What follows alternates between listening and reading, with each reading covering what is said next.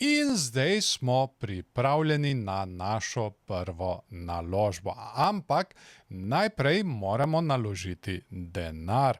In smo pripravljeni na uporabo Kriptomat platforme in na naše prvo nakazilo. In to je tudi čisto enostavno urediti.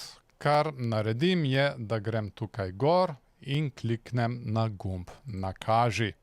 In kar bom izbral, je bančno nakazilo, SEPA bančno nakazilo. To pa tudi iz razloga, ker je najcenejše. Mogoče bo trajalo malček dlje, preden bo pač banka nakazala denar na drugi račun.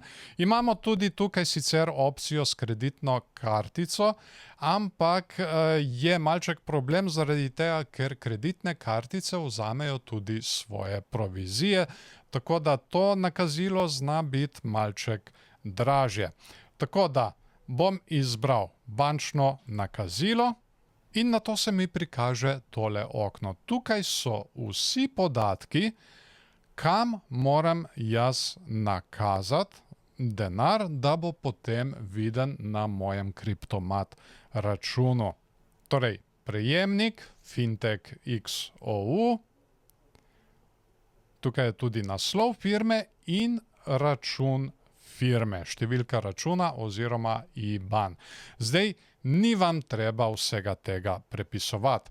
Če ste morda opazili, so tukaj zraven tele ikonice, ki vam to lepo skopirajo. Če kliknem gor, vidite, kopirano. In to jaz potem z lahkoto prenesem v svojo spletno banko, v SEPA obrazec. In enkrat, ko so vsi ti podatki preneseni, ko je vaš SEPA obrazec v vaši spletni banki izpolnjen z vsemi temi podatki in ko ste tudi določili znesek, zdaj priporočen znesek tukaj je prikazan 103 evre, ampak vi lahko nakažete katerikoli znesek. No, potem se bo enkrat, ko bo seveda transakcija iz strani vaše banke opravljena, se bo denar prikazal tukaj na vašem računu. Seveda, če gre tudi karkoli narobe, imate tukaj vedno dosegljivo podporo, tako da lahko kadarkoli kontaktirate in vam bodo tudi z veseljem pomagali in to v slovenskem jeziku.